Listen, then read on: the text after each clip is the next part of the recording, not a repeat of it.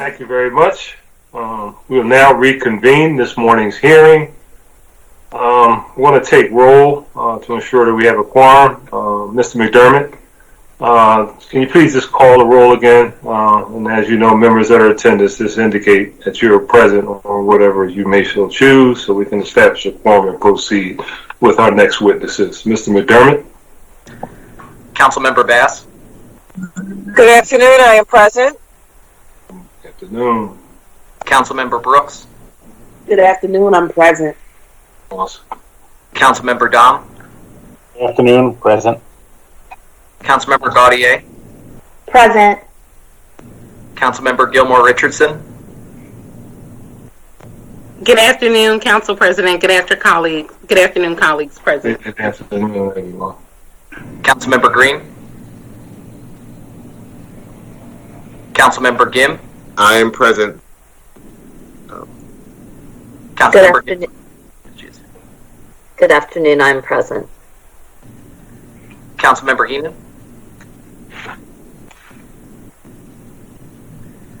Councilmember Johnson. Councilmember Jones. Councilmember O'Neill. Councilmember O. I'm present. Councilmember Parker. Here. Councilmember Quinones Sanchez. Councilmember Squilla. Good afternoon, I'm present. And Councilmember Thomas. Good afternoon, present. Council President, I was also present. Wasn't sure if you heard me or not. I see Bob shaking his head. So thank you. We got you, Councilman. Thank you. Okay, we're going to proceed. So I'm going to ask Mr. McDermott to please call the name of our next list of individuals that are testifying in this afternoon session. Who's up first, sir? Next witness to testify is Shelley Cameron. Thank you. Ms. Cameron? Yes, sir. All right, good afternoon. State your name for the record and please proceed with your testimony. And Council President Clark, before I start, I have a truncated version of my verbal. I assume it's okay to use that? We absolutely appreciate that. All right. Good afternoon, Council President Clark and members of City Council. I'm Shelley Cameron, the CEO of the city's Division of Aviation, which has responsibility for Philadelphia International Airport that you see behind me and the Northeast Philadelphia Airport. Joining me today at this hearing are Tracy Borda, our Chief Financial Officer, and Delisha Wilds, Deputy Director of Human Resources, and other members of the aviation staff. I am here today to present testimony on behalf of the Division of Aviation's Fiscal Year 22 operating budget. Our budget is $150.6 million to fund operations at both airports. This funding is included as part of a larger Fiscal Year 22 aviation fund request of $390.4 million to support city operations at the airports. As you know, the past 14 months have been extremely challenging for us and the broader aviation industry. A decline in travel due to the onset of the COVID-19 pandemic has led to a significant decrease in passenger activity and earned revenue. In 2019, PHL served more than 33 million passengers, an all-time high. In 2020, passenger numbers plummeted to less than 12 million. And as I said this morning, we haven't seen passenger levels this low since 1986. While passenger traffic through our facility continues to slowly improve, aviation industry experts predict a 3 to 5 year recovery dependent on many variables.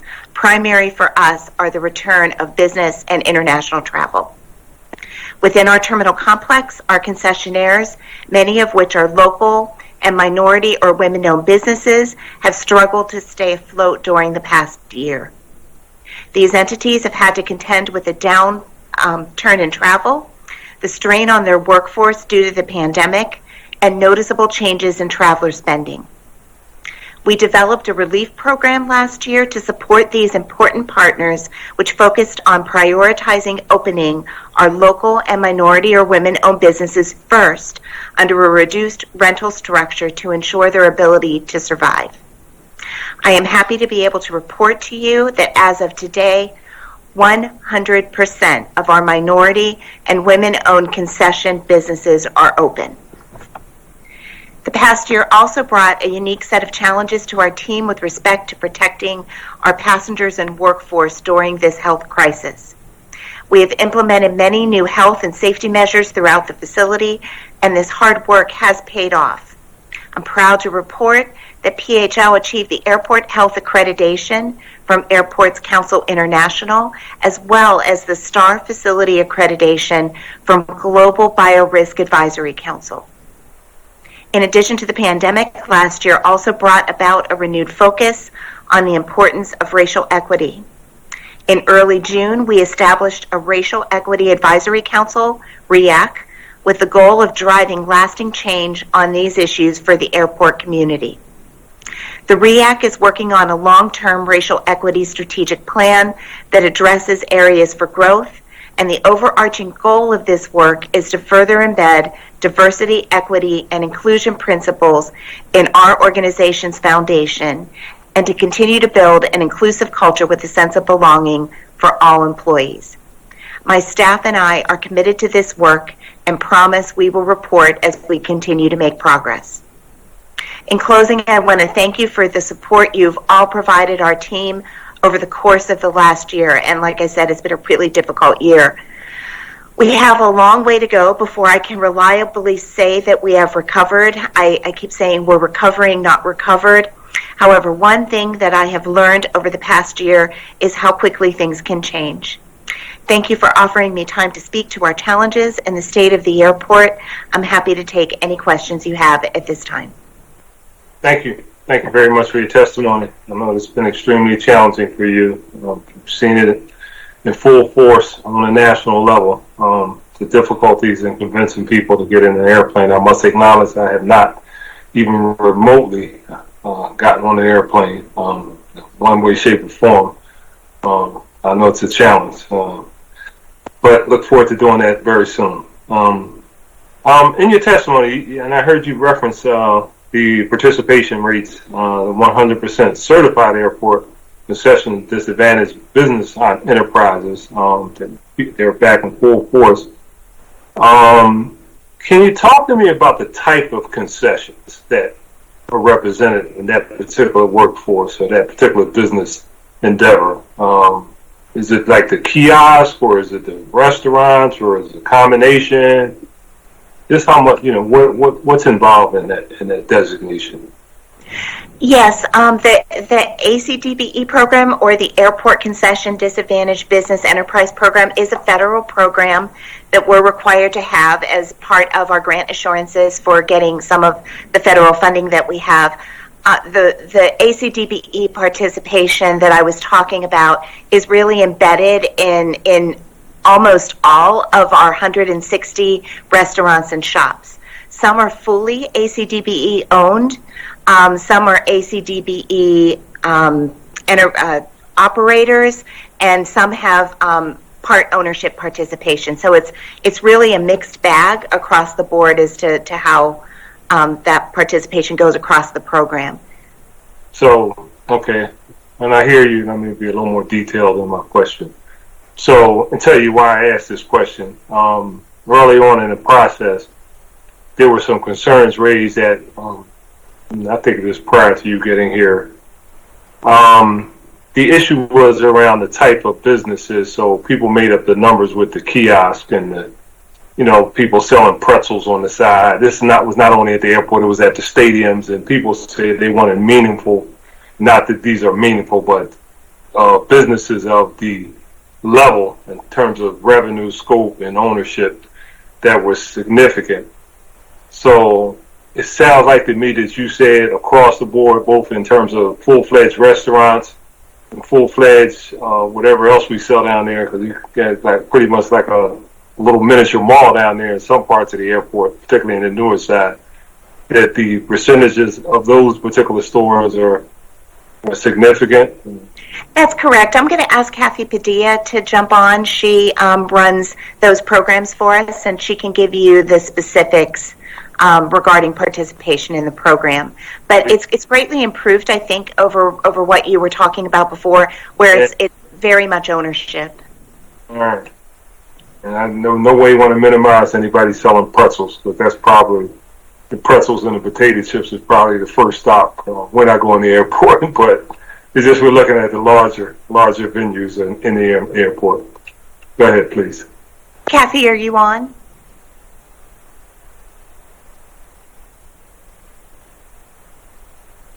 I don't know if Kathy is on right now. If she is, she's on mute.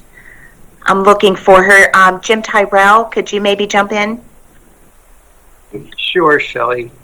Good afternoon, Council President Clark. My name is Jim Tyrell. I'm the Chief Revenue Officer at Philadelphia International. And as Shelley said, all of the ACDBEs that she's referring to represent an ownership interest in what we're calling inline locations. So they are absolutely either quick serve or sit down restaurants and or retail stores.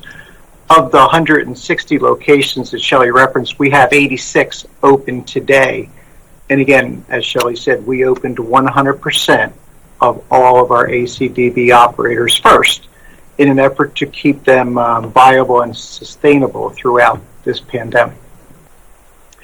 Hi, Shelley, I am here. There were some technical difficulties. If I can just go back to the overall goals for a second. Kathy Padilla, the Deputy Director of Aviation for Diversity and Inclusion. Our ACDBE goal was 19.3% from the FAA, and we more than doubled that achievement at 41%. We had moved away from having some kiosks a couple of years ago to have more meaningful participation. There are a few of those available, and I believe that 76% of our current open concessions have some participation deal, whether through joint ventures or 35% of them are 100% ACDB owned. Okay. All right. That's good to know. What? Let me ask you this question, because those numbers represent a significant amount higher than what we've seen in other entities, basically in places across the city of Philadelphia. What did you all do to achieve such high diversity numbers? I'm assuming you had to proactively have some sort of strategy to get that done. Well, we do have a number of capacity building and outreach sessions, but it's determination and hard work on all of our airport staff over a number of years to develop a mature program and really support from the top. I mean, we've done efforts to help people with learning how to use their QuickBooks to run their business. We've done things to help people learn how to meet OSHA requirements. We've done webinars on how to develop a joint venture agreement that protects your business and gets you the best deal, and a lot of different things over the years. Okay. All right. We'd like to see that. If you have anything in writing, be it confidential or whatever, the playbook on reaching the equity lens, a term that's been thrown out significantly in recent months. We really appreciate that. So, bottom line is, airport, as you said, it's been a challenge, and you were fortunate, I believe, you received approximately $115 million from the American Rescue Plan, in addition to the funds from the CARES Act. How did you prioritize the use of these federal dollars? So that's a very good question. We've received a total of $260 million from all three federal relief packages for the airport over the past year. And we really, so really three things were most important to us. The first is that we have debt service payments that are due, just like the city does. We sell airport revenue bonds to finance projects at the airport, and without a lot of revenue coming in, we prioritized first being able to make those debt service payments. The second was ongoing operational costs, and specifically each of those three bills had a requirement for us to keep up to 90% of our Division of Aviation staff on board. Currently, the deadline that we have to do that by is the 30th of September of this year. So those costs, those funds went to help pay for staffing costs. And then the third thing we did with those funds is we felt it was really important to not just look at the ongoing business, but to look outward. And what did we need to do to try and put ourselves and our city in the best position to recover? And so we established a cross-functional group that was truly focused on transition and recovery. And it's really from folks from across the board, maintenance and ops and capital development. And they have proposed over the past year a series of ideas that we were able to fund with the federal funding to be able to get us in a position where we could recover faster. One example is through the pandemic, people have not wanted to do as much in-person interaction. And one of our groups proposed that we set up, instead of having people in person in the terminals providing directions and answering questions, they proposed that we set up a series of kiosks that could remotely call in to a staff member who was remotely located to be able to do that. And I'm really excited to say that we were able to do that at a very minimal cost. We're going to be standing that program up in the next few weeks. So again, it was debt service, staffing costs, and other operational costs, and then really a focus on transition and recovery. Okay, thank you. And my last question. You're one of the self-sustaining organizations, and we appreciate that. You know, you're here, you know, I guess because you just like us, but you kind of handle your own business as it relates to your revenue stream. We appreciate it. But the bottom line is the world has changed, and airline travel has changed, as you know. And the reduction in business travel, I suspect, has been significant. And I'm assuming leisure travel, although it's picking up, has changed somewhat. What are you going to do to address the new normal? And I know that a lot is depending on the science and the pandemic, but what will be your goals and your strategies, assuming that we continue to trend in the right direction in getting people to get back on airplanes? So that's a really good question. You know, I think that first and foremost, we really had to focus on health and safety measures at the airport, and really in partnering with the airlines to be able to tell that story and push it out to people so that they would feel more comfortable traveling. Let me back up just 1 second. The makeup of our travelers right now is very, very different from what it was pre-pandemic. It's almost all leisure travelers right now. And with vaccination rates going up very quickly in the country, we anticipate the summer to be pretty busy. Spring break here at the airport was quite busy. And so the problem is that once we get through the summer vacation period, if business travel doesn't come back, and if we can't find a way to reopen international travel in a safe way, then we see the passenger numbers dropping off a cliff again. And so what we've really focused on is trying to reach out to a lot of the companies that we know travel through our airport. The airlines have done that as well, specifically American, to try and show them what it's like to travel through the airport. And it's been met with some good success. But even more importantly, we've been addressing international travel. As you know, when the pandemic hit in 2020, there were a number of markets that were closed off at the federal level from travel happening. So right now, as it stands, the UK, Europe, Brazil, China, India was recently added, as well as I think one other country. Only U.S. citizens can enter the U.S. if they're traveling from those countries. Only U.S. citizens. But we've been working as part of the industry with federal regulatory agencies and groups, along with other large hub airports, to try and set a protocol in place that would allow that international travel to open up more quickly and in a safe way. Those restrictions at the federal level can really go away with the stroke of a pen, but we have to be able to show that it would be safe. Now, the kinds of things that we're looking at to prove that are vaccination rates. Here in the U.S., in our city, and with the city that we would want to connect to, it's all about COVID positivity rates, hospitalization rates, but we are doing that work and working on trying to figure out how people can provide proof of vaccination and other things to be able to open up that travel. Our international travel is mostly travel to Europe, or at least it was pre-pandemic.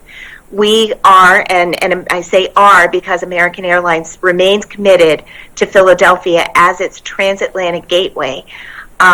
And so we have more flights to Europe, at least we did pre-pandemic, more than any other American Airlines hub. We are working hard to make sure that we can bring that back. In the meantime, we have a flight to Doha on Qatar Airways. We have limited flights to the Caribbean and Mexico, but really our biggest markets in Europe and Canada, we have to continue to work to try and open up. We think we know the path, though, and we are very committed to try and make sure that we can push that at the federal level to lift those restrictions again when it's safe. Okay, thank you. Thank you. I'm going to turn it over to my colleagues right now. Chair recognizes Councilwoman Bass.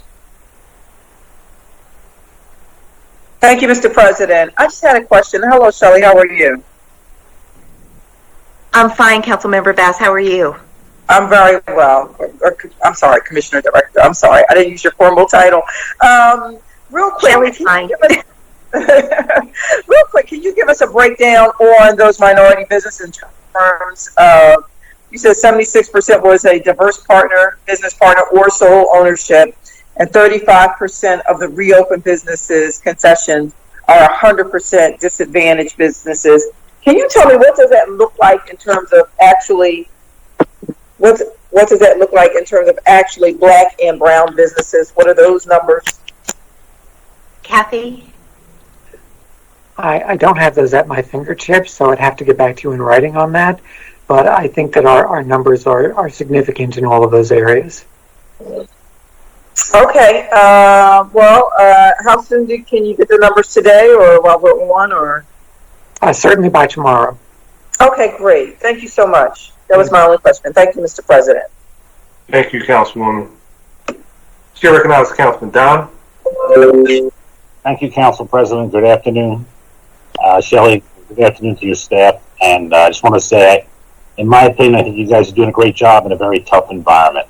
There's no question this pandemic crushed the hospitality industry, from restaurants to hotels to arts and culture to airports, traveling.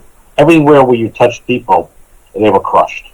And so my question has to do with, I heard the questions of Council President, and so I just want to ask you the question regarding, basically, it doesn't look like business travel is coming back anytime soon, and it looks like we need to replace that revenue.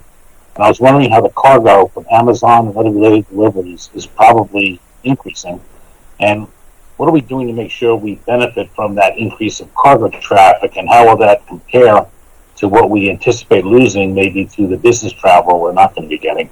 And, while the cargo travel is great, it also hurts our stores, so at least we're getting it through the cargo now. So maybe you can just give us some sort of idea what's going on there. Thanks, Councilmember Dom. That's a really great question, and cargo is really, we've been saying it's the one bright spot through the pandemic. And you are correct, though, in saying that it replaces some of the revenue, but really not all revenue. So landing fees, absolute win. When we have more cargo traffic and more cargo planes coming through the airport, but it really doesn't help much in terms of sales and other non-airline revenue types. What we're doing, though, to capture that cargo traffic is we have the ability to do significant development on the airport in cargo. Specifically, there's a 136-acre parcel that we acquired a few years ago that is designated for cargo development. We are advancing a number of enabling projects to make that site usable and attractive to third-party developers. So as an example, we are moving Tinicum Island Road so that that parcel will be part of the overall airport property, as well as doing wetlands mitigation. And so we are taking a lot of steps to be able to really take advantage of cargo. I think, and I'll ask Jim Tyrell to jump on and maybe add to this, but the cargo market that Philadelphia has access to is more than $53 billion a year. Currently, we only capture 9% of it, and in large part that's because we don't have the facilities that cargo needs to be able to increase it. Jim, do you want to add to that? Sure. Hello, Councilmember Dom. I'm Jim Tyrell. I'm the Chief Revenue Officer at Philadelphia International. And so Shelley's absolutely right. And the long-term plan is to develop our 136-acre parcel, which we are again involved in completing some enabling projects to allow us to do so. But we also have some short-term goals. We have a cargo facility that was originally scheduled for demolition in the not-too-distant past to make room for terminal expansion. We have since made a decision that since terminal expansion has been delayed for a few years, we're going to invest some capital. We're going to have some capital dollars invested in this facility and leverage this asset to attract cargo handlers to, again, enable the throughput at the airport to be increased dramatically. And part of that is going to be the implementation of a cargo community system, which is essentially a digital software package that will, again, provide our cargo handlers much more efficiency and also provide the airport greater access to data so that we can, again, leverage that information to expand into additional facilities. How do we increase that 9%? Because that sounds like a very great potential for us to really focus on and build the airport's cargo abilities. In fact, we only have 9% now. We have room to grow. A tremendous amount of growth potential. And that's even taken into account that we have a UPS system on airport that is essentially the second largest UPS facility in their entire system. And again, we only capture 9% of that total air cargo market as it comes right by our front door on its way up to either Newark or Kennedy Airport. Is Newark and Kennedy getting this business that we could get in Philadelphia right now? They are. They capture just about 70% of the total air cargo market in our catchment area. So I will say this, the challenge for us then is let's figure out how to bring that to Philadelphia. We need that here. Absolutely. And it's, you know, it's the overall economic impact, but it's also jobs. If we can fully develop that parcel that we acquired, we're talking about more than 10,000 permanent jobs. And so very systematically and methodically advancing those plans is of absolute importance to our strategic plan. Well, I'll be happy to support anything we can do to help you make that happen. I think that is the future for many ways of closing that gap on the revenue. Thank you. Thank you for all you're doing. Thank you, Council President. Thank you. Really caught my attention with that 10,000 job. Tell us whatever it is we can do. All right. We just need a few $100 million for some more enabling projects. But what and I smile. But what I think is actually an amazing opportunity that's in front of us is the federal infrastructure package. This is a regionally changing, impacting project that, with a little bit of seed money, could just have long-term impact and effect on this city that I get really excited about every time I talk about. So we are working really hard with all of our federal elected officials, not just Pennsylvanians, but also we work extensively with Senator Carper from Delaware and anywhere that folks who use the airport live and work. Okay. And so fingers crossed, we think we have a great story to tell. Okay. All right. We'll make sure that's on our list. Thank you. Thank you, Councilman. Chair recognizes Councilman O. Thank you very much, Council President. Good afternoon. A kind of ongoing conversation that we have about direct flights, particularly to Asia. Even though it's COVID-19, I do understand that many Asian countries are ramping up for international flights, particularly in an effort to capture the market, which has been extremely disrupted at this point in time because of COVID. What is happening at the Philadelphia International Airport? So good afternoon, Councilmember O. That's a really good question. I remember being in front of this body a year or two ago and saying that our number one goal was to secure nonstop service to Asia. And although that's still a really important goal, we had to take a couple steps back and retrench and focus on making sure that we could regain the business that we lost during COVID. So our nonstop destinations are down by 30%. 30%. So our number one goal right now is to really regain the business that we had. And we're making great progress, but we're not quite there yet. Some of it has to do with those international travel restrictions for the European markets, but we're making some really great progress on the domestic side. We're also focused on increasing competition on those domestic routes. It's not just American Airlines that flies to many places. Florida, our number one state and market, but we have ultra low-cost carriers, some of which you can see behind me, Frontier Airlines, Spirit, Southwest, and trying to increase that competition is important. And then reestablishing the nonstop service into Europe. Once we make some progress in those three goals right now, then we'll get back to Asia. I will tell you, though, that we've had ongoing talks with the airlines that we established relationships with before, as well as significant discussions with the Convention and Visitors Bureau about how we can continue to look at, across the board, our international tourism strategy to make sure that we're not missing any opportunities to try and bring those flights in, even in the middle of a crisis. In 2016, City Council passed a resolution supporting an effort to establish a consular office in Philadelphia from the Republic of Korea. And this body passed it unanimously, and last Friday last week, South Korea opened a consular office here in Center City. It's our third consular office, Mexico, Italy, and South Korea. And one of the things I jokingly said, I went to Korea in 2012 to meet with Korea Airlines, with the airport, Philadelphia International Airport. We went to meet with Korea Air, Asiana Air, and we made a good pitch. We didn't get a direct flight, but many of the Korean community and business leaders said to me that we'll have a direct flight if you open a consular office. I don't see the connection myself, but here we are. We have a consular office, and maybe there's an opportunity to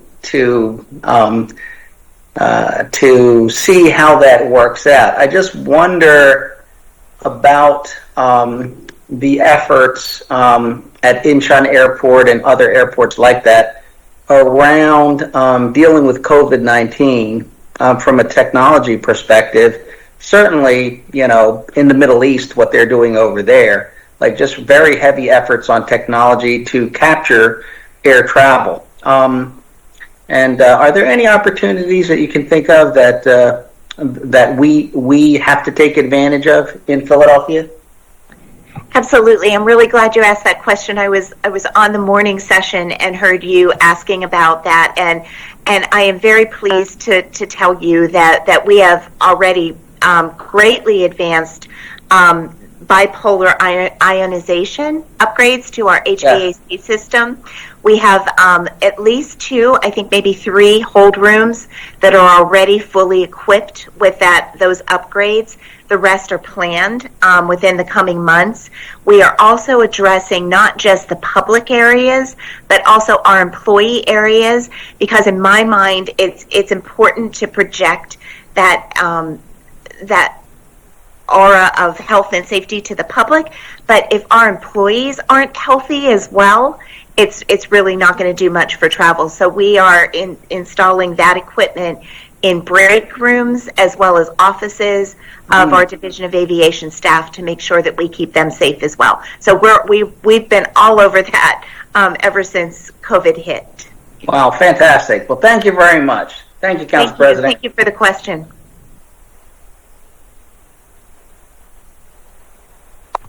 Thank you, Councilman. Let me recognize for the record, Councilman Heenan is president. We're having some technical difficulties with some of the members' chat, so I just wanted for the record. Chair recognizes Councilman Johnson. Hey, thank you, Council President. And I guess obviously, if I'm making comments, I'm present as well. I wasn't here initially when roll call was called. One, I want to thank you, Shelley, for always your hard work and your dedication with your team at the Philadelphia International Airport. Keep up the good work. Terminal B looks fantastic.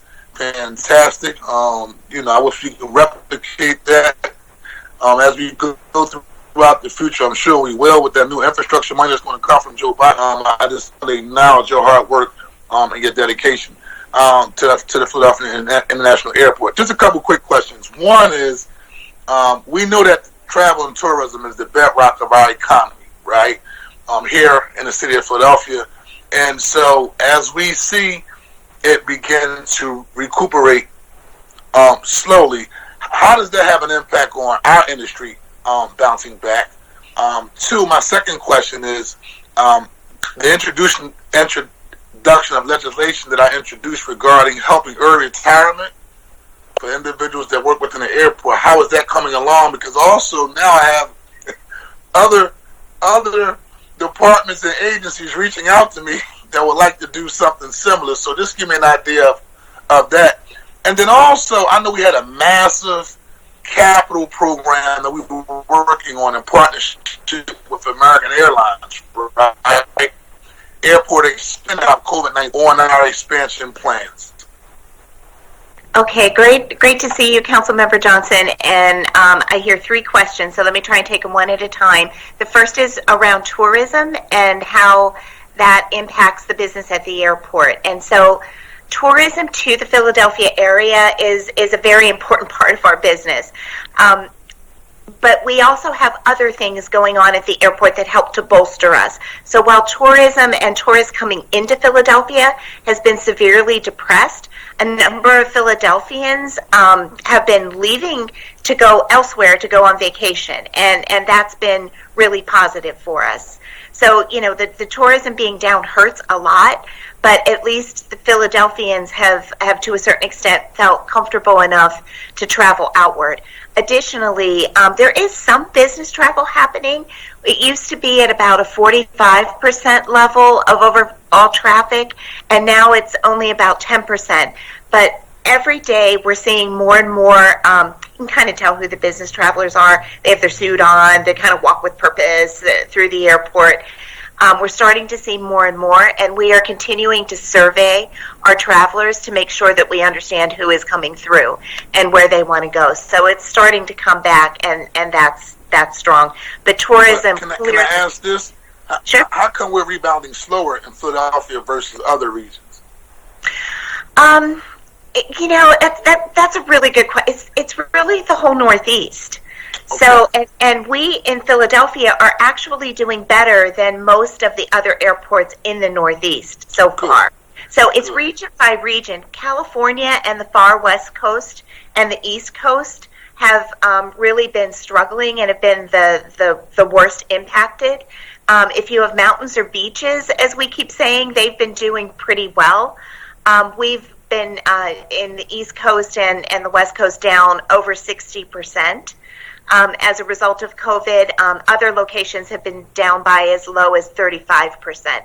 And again, it's where people feel safe in going. It's that tourist connection that you were referring to. People just haven't quite decided that they're ready to come back to Philadelphia. So, part of our tourism strategy is to work with Visit Philly and the Convention and Visitors Bureau to make sure that we're getting the word out to those outside of Philadelphia that this is a great place to come, that we have a lot to offer, that our restaurants are opening up again. And, you know, that's going to be really kind of one of the big last pieces. The second question I heard you ask was about our early retirement program. And thank you so much for introducing the bill and for your support in that. With passenger numbers being down by as much as they are, 64% last year, you can imagine the revenue has taken a similar hit. We are down by almost $500 million in terms of revenue loss when you take into account last year, this fiscal year, and next fiscal year. $500 million. That's more than 1 year's worth of revenue that we'll never get back. That was in part helped by the funding that we received from the federal government. It's also been helped by cuts that we've been able to take to contracted services. We haven't made vehicle purchases, things really across the board to try and save money. But we really have to address our personnel costs to be able to make it through this period. That early retirement program is going to allow us to do that in what I keep saying is a much more humane way. If we have to shed personnel expenses, it's much better to be able to offer people who are within 5 years of retirement the ability to retire than to turn to layoffs. And, you know, we opened up the retirement window, to answer your question, about a week and a half ago. We've already received a number of folks inquiring and saying that they're ready to sign up. We have 200 of our employees, about a quarter of our workforce is eligible. And so I don't have close to final numbers yet. The window is open for, I think, through the rest of May, and we won't really have final numbers until the middle of July. But so far, so good, and fingers crossed that it will help us to reduce the number of layoffs that we ultimately have to do. And then the third question was about the capital program. Although we haven't been able to advance some of the larger capital program projects with American Airlines, like the Terminal BC baggage system, sortation system project, we have continued to do state of good repair projects. Everything shut down, just like in the city when COVID hit last spring. But once we were able to finalize plans that could bring back construction workers safely, we were able to actually move forward with a number of projects. We've been replacing roofs. We have a number of restrooms that are currently shut down, and I think 3 or 4 have already opened up as being fully renovated that we were able to do during COVID. So we are still moving forward, just at, you know, not the big stuff, not the big splashy stuff. It's more the state of good repair projects. Okay. Well, listen, thank you very much, and keep up the good work, okay? Yes, sir. Thank you. Thank you, Councilman. Councilwoman Gilmore Richardson. Thank you. Thank you so much, Council President. And thank you very much, Madam CEO Cameron. And I appreciated the opportunity to meet with you and your team, and just thank you all for your work during this time. I wanted to circle back to some of the questioning that Council President started and Councilmember Bass relative to the DBE program. And we, you know, have talked about this in our meetings, but I wanted to ensure that we were able to get this on the record. And thinking about and switching gears to professional services contracts for a minute, are you all working with any local, and I'll just say DBE, because I know you all are on the federal schedule, contractors who have been sub-consultants on professional services for 10 years or more, who may be good candidates for prime contracts at the airport? And the reason why I bring that up, and we talked about this, is thinking about how we look at DBE and minority participation in or at the airport.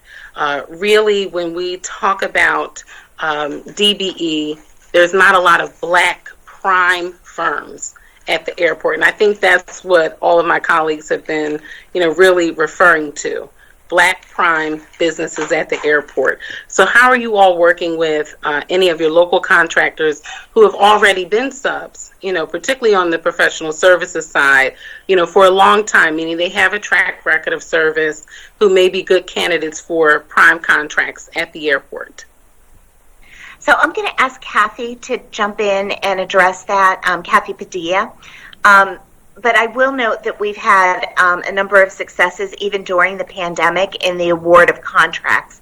One of our professional services contracts, it's one of our engineering contracts, was awarded to a full, what used to be a sub, but it's a full award to a minority-owned business, and we were pretty excited. It's one, but it's the start, right, of trying to do that. And Kathy has more than anybody I know in the industry, in aviation industry is what I'm referring to, is really focused on making sure that she focuses on the graduation of those firms and making sure they have the tools that they need. So I'll ask her to jump in with some more comments. Thank you, Council Member. We do have a number of Black-owned professional services firms that are operating as prime contractors. The ones that come to mind to me most quickly would be our website developer. That is Tactile, I believe, and that is a Black-owned firm. And of course, one of my consultants in my little program area is Milligan, which is a Black-owned firm. We have worked to try and make sure that people can make that jump. Some of the problems, of course, are the structure of these programs, in that they don't allow you to set disaggregated goals, which is something that we're trying to actually work on. And I can't get into depth about that yet, but it will require changing the structure of these programs and changing how people look at narrow tailoring, which is really a nationwide effort. And we're trying to do some of that with the National Transportation Research Board, which I sit on, the diversity contracting. Locally, we're working with the Chamber of Commerce's Diverse Procurement Initiative for Black and Brown-owned businesses, and there are 4 co-chairs for that effort, 2 of them from the airport, Deatrix Isaacs and myself. And we also, sort of statewide, we chair the federal DBE program for the state. So we are trying to move these issues forward at all levels. Part of that is, of course, our capacity building work. When we just finished our construction management program, that was an effort to try and help prepare firms to move to the next level. So we do have a lot of efforts, and some of these issues are structural more than the firm's capabilities. You cannot have a goal for a prime contract. Sure, and I think that's important as we talk about all of the plans coming from DC around how we need to look at the structure of these programs moving forward, particularly for the DBE or the federal side. Quickly, because we're going to run out of time, how do you all monitor the individual percentage commitments to specific sub-consultant firms, and what efforts are required of primes to either meet those commitments or explain why the commitments are not met? We have sort of 2 approaches to that here, depending on which program they're coming from. If it's under the local program through the OEO, they coordinate those monitoring efforts. If it's under the federal program through the DBE program, I coordinate those monitoring efforts with my staff. We have a very formalized monitoring program. It requires us to go out to meet with the contractors and the subcontractors on every single federal contract, and we review all of those issues, including prompt payments and the people working in the fields of work that they were committed to work in. So we review every contract on the federal side.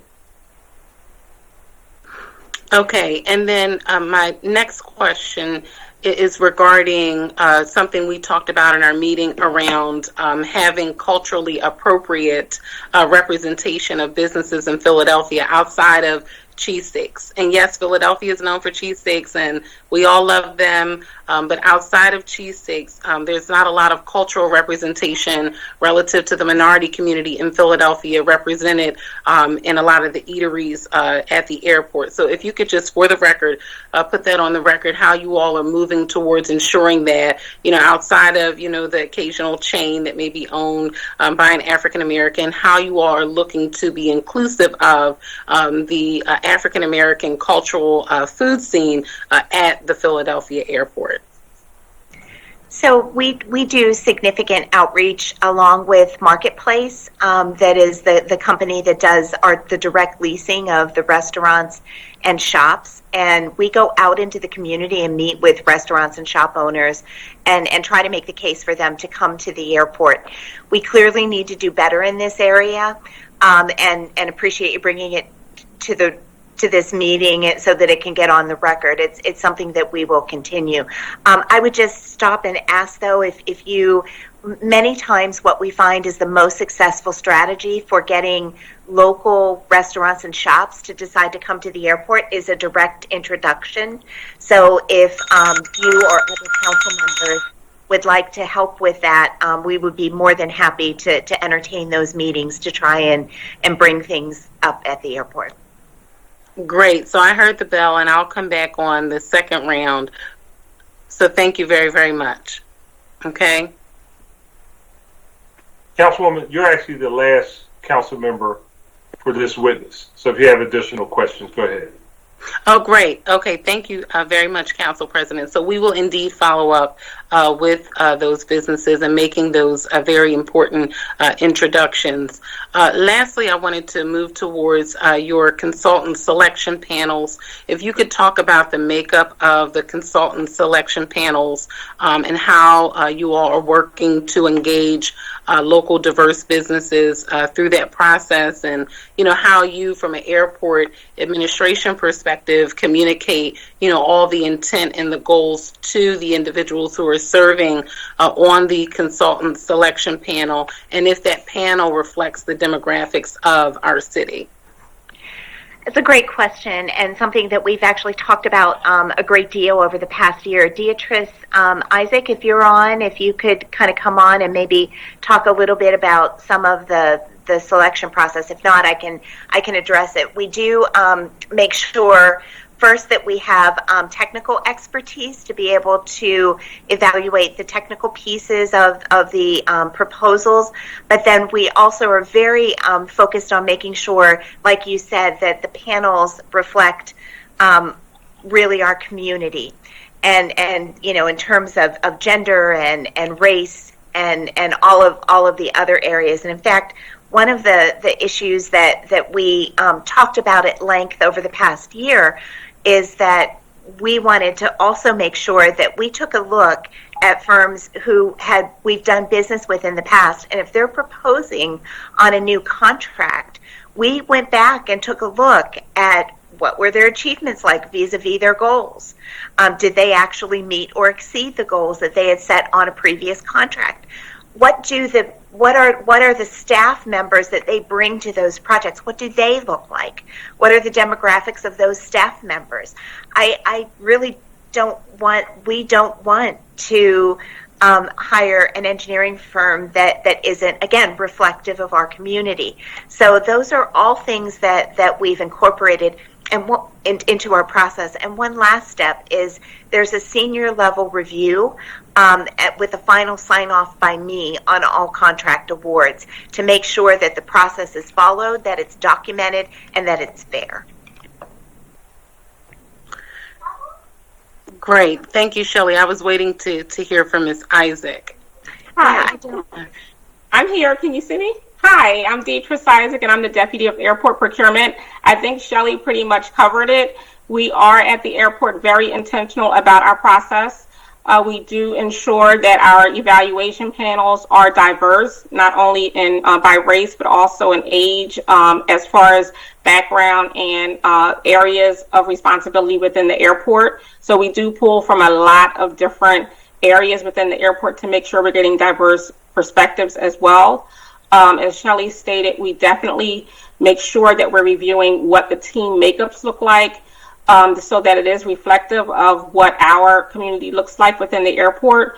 We are absolutely aware and intentional with every opportunity that we go through this process, and Shelley is the final say. So we have a lot of levels of evaluation and review, and sometimes it's pretty intense. She definitely comes back with questions to say, did you consider from A to Z everything possible to make sure that it's a diverse evaluation and award process? And that's what I was getting to, because, I wanted to specifically drill down if there has been an instance either in the past year or the past 1 to 3 years where there's been a company selected that may have been an out-of-town company, and they were selected over a well-qualified local MBE. Has that come up in sort of your decision-making process around these selections?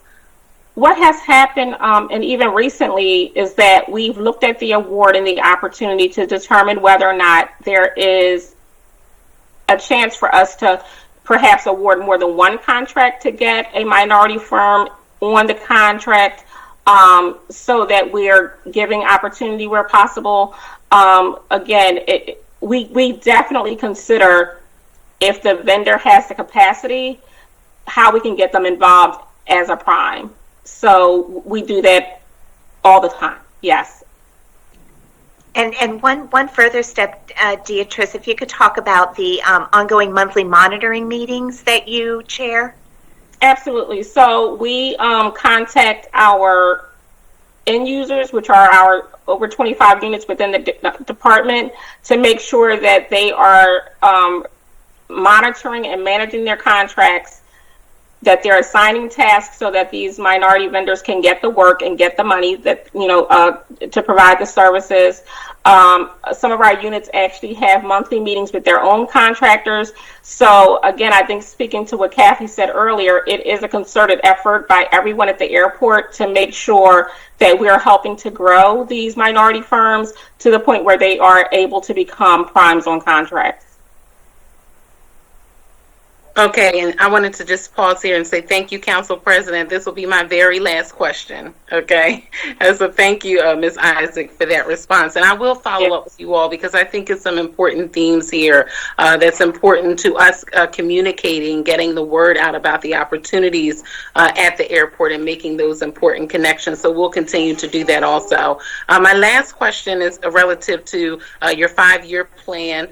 Your 5-year plan only mentions the environment once around highlighting electric vehicle infrastructure, although I know you all are doing other work. So I just wanted to put that on the record and give you all an opportunity to talk about the sustainability efforts you're incorporating in some of the work that you're doing and investments you're making at the airport, even throughout the duration of the pandemic. And then if you could talk about what your electric vehicle plan is overall in aviation.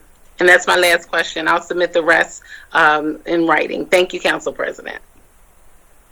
Thank you, Council Member. Api Appalingam, I'm going to ask her to come on screen. She is our Deputy Director for Capital Development, and sustainability projects fall under her purview. So I'm going to ask her to speak to those in detail, but I'll just mention a couple of things.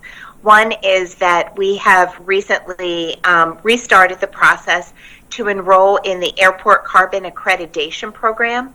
One of our industry associations is responsible for setting up guidelines for airports around the world to work towards net zero carbon emissions goals, and there are different levels of participation, and they provide assistance and technical assistance for us to be able to advance our goals. There's actually a lot of work going on in that area. The second is we hit a little bit of a bump in that we lost really our sustainability manager through the pandemic. She has a young child and just decided to, right? It's the women. The she session, Shelley. It's the she session. Mm-hmm. No, I know, and I mean boy, that one hurt a lot when she left, because she was just amazing. But we are restarting the process. We think that's an important enough position, even with some layoffs pending and an early retirement program, that we need to fill that position. And so we are taking steps to be able to do that. I don't know if Api's been able to join, but Api, if you want to speak up. Okay, great. Thanks. Good afternoon, Council Member Gilmore Richardson. My name is Api Appalingam. I'm the Deputy Director of the Capital Development Program for both Philadelphia International and Northeast Philadelphia airports. Great question about sustainability. Sustainability is a personal commitment of mine, as well as it's a DOA commitment. I have a lot that I can speak about with respect to sustainability, but in the effort to save time, I'll mention a few things. I think some of the highlights. We fully support the city's commitment to carbon neutrality by 2050. One of the things Shelley said is the ACA, the Airport Carbon Accreditation. We're going to be entering that this year.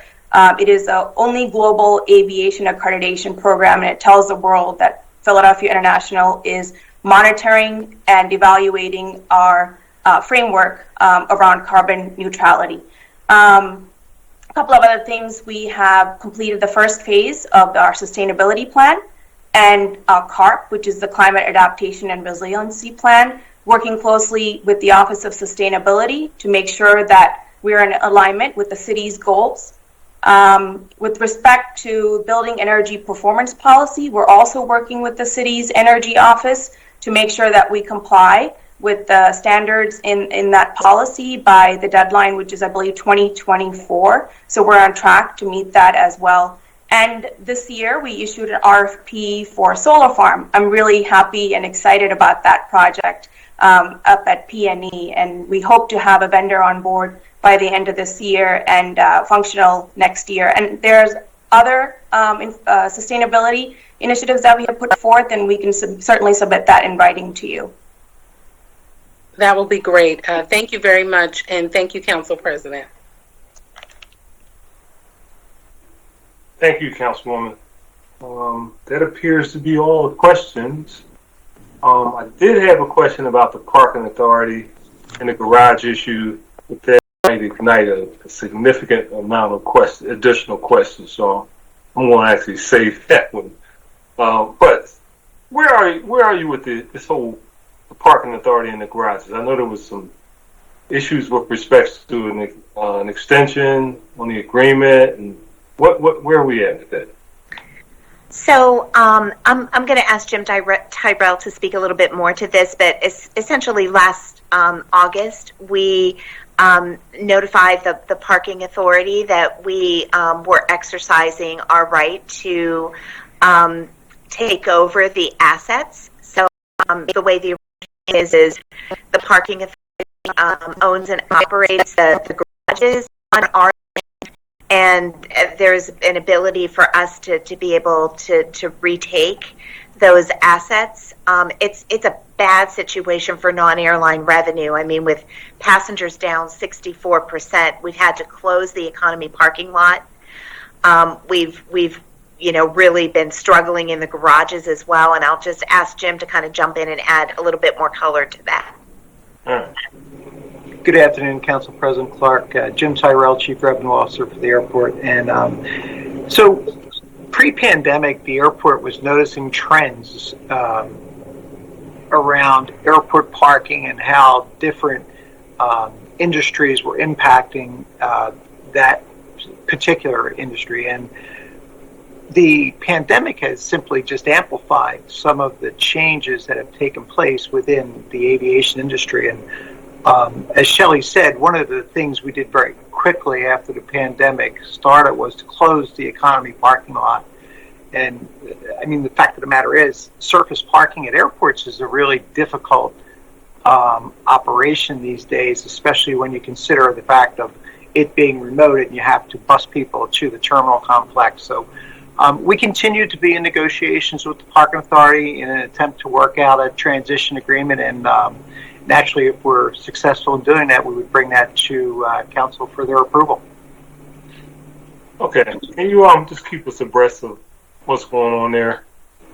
Absolutely. That's an issue, and I know the revenue issue relating to parking has been a challenge for everybody. Okay. Well, there's no other questions by members of the committee. I want to thank you. Thank you very much. Appreciate the work you do. Thank you, Council President. Appreciate it. Thank you. You're welcome. Mr. McDermott? The next witness to testify is Randy Heyman. Thank you. Good afternoon, Mr. Heyman. You to state your name for the record. Please proceed with your testimony. Yes, my name is Randy E. Heyman, Water Commissioner. Good afternoon, President Clark and members of the City Council. As I mentioned, I'm Randy E. Heyman, Commissioner of the Philadelphia Water Department. With me today are Donna Schwartz, Deputy Commissioner of Operations, and Melissa Labuda, Deputy Commissioner of Finance. Thank you for the opportunity to appear before you today to provide testimony regarding PWD's Fiscal Year 2022 operating budget, a budget totaling $448.4 million. As you are well aware, the past year presented many challenges to us that when we were confronted with the COVID-19 pandemic. For the Water Department, the pandemic reiterated that what we already knew: water is the essential utility and the foundation for public health. So much of what we do to fulfill our mission every day cannot be done remotely.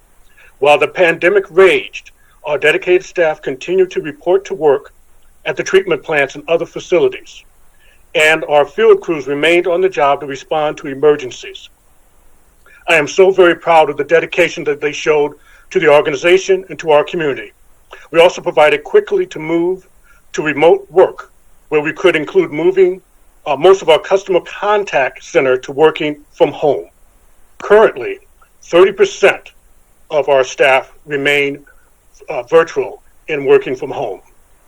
We meet that daily mission by planning for, operating, and maintaining the infrastructure and organization needed to reliably provide the uninterrupted supply of high-quality drinking water for households, commercial, and firefighting needs, and sustaining and enhancing the region's watersheds and quality of life by treating wastewater to high standards and effectively managing stormwater. With that said, I'd like to begin by highlighting several key initiatives and actions that the Water Department prioritized and continued over the past year to combat COVID. At the beginning of the pandemic, our focus was on providing much needed water to all to actively combat COVID, thus protecting our most vulnerable customers.